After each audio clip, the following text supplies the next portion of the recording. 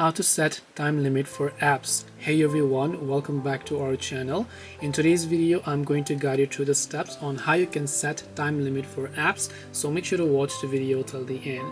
Now, setting time limit for apps is fairly simple. Almost all the Android phones have this feature. So you want to open the settings application depending upon the Android phone that you're using, and you'll find an option that says digital well-being and parental controls. Now in my Samsung phone it is written as this. Every Android phone comes with this option.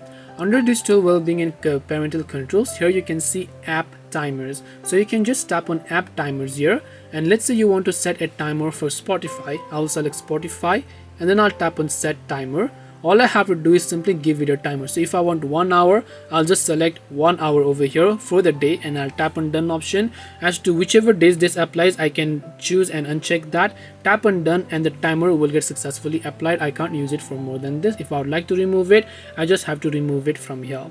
This way you should be able to set time limit for apps. Hope this video was helpful. If you have any questions, feel free to leave them down. Thank you for watching and see you in the next video.